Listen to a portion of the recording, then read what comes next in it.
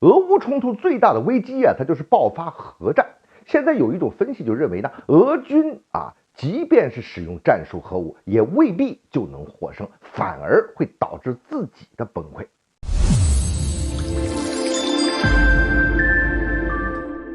欢迎来到张斌观察，我是张斌。乌东这边4块地方不是加入俄罗斯了吗？乌克兰那肯定接受不了这个，要展开这个大反攻。所以你看，最近先后拿下了伊久姆轰利曼呐。这个轰利曼失守之后呢，普京他马上就宣布了，说这个不是在我们所说的那个曾要发生了公投，我们这个认为它是我们新领土范围，不在这个范围之内，不包含这个轰利曼。其实呢，这就是在降低声调，给自己呢找这么一个台阶来下，来避免事态的升级。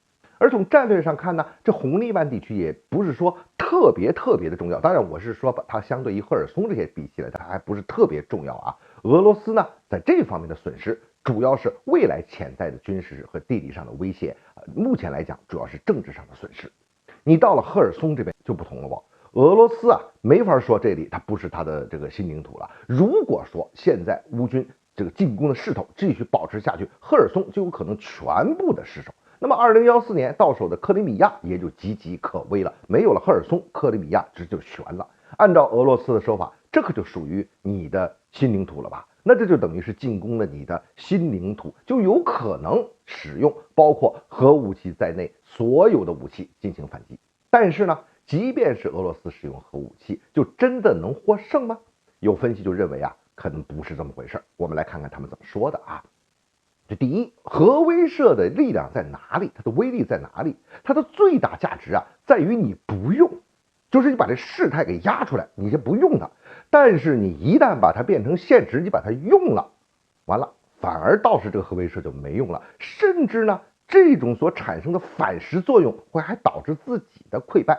假设说吧，说这核威慑，咱们使用这个战略核武器，那是针对谁呢？那肯定是针对美国和北约。对乌克兰，它用不上这个战略核武器吧？但是美国和北约它也有核弹那后果怎么办？双方打吧，你扔了它，它肯定扔你那就是核大战核大战的后果是大家都是这个一块都肯定会完蛋掉，后果呢你就没法评估，而且大家谁也承受不了。好，如果说咱们在用这个战术核武器呢？那这个战术核武器的作用是不是真的能在军事上达到扭转战场形势的作用呢？这可能也不是那么乐观。第二，如果说俄军动用核武的话，即便是战术核武器，那么美国和北约还有西方部队很可能会直接介入，会加速俄军的崩溃。美国和西方呢，他肯定不会为了这个乌克兰去流血牺牲，这个是不可能的。但是呢，他要保护住自己的根本核心利益因为这个一旦俄军使用核武器的话，那就是冲击了美国和西方所主导的所谓核秩序和他们的军事同盟关系。你这时候如果美国他不再做出反击的话，那必然就导致这种同盟关系开始出现崩溃，这才是美国的核心利益。为了这个的事情，他们可能会这么去做。一旦俄罗斯动了核武，这个紧箍咒就等于就没了。美国和西方的能力呢，加上乌克兰的人力，在常规军事力量上的俄罗斯是不是对手的？你看不久前，美国前中央司令部的司令 CIA 局长彼得雷乌斯他就说，俄罗斯如果你使用核武的话哪怕你使用战术核武的话美国就将和北约盟友这个联合起来消灭乌克兰出现的任何一支俄军的武装力量和黑海舰队。当然了，作为一个离职的前官员他可以放开了说这些话呢，它代表不了什么起不了什么太大的作用，也不代表美国政府现在的这个态度。但是他说这个话的内在逻辑，那恰恰是美国政府可能采取的实际行动，他会有这方面的预案的。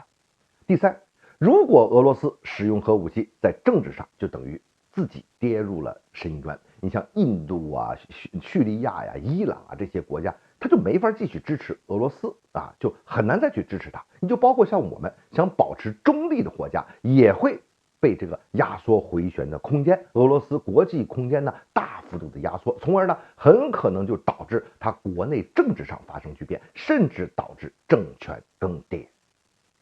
上面的这种分析和结论是否有道理，这个咱们一起来思考。不过有一点是可以肯定的，就是一旦爆发核战，不管是哪种核战，哪怕是使用战术核武器的话，这个后果它都不仅仅是军事层面的，将会非常的严重。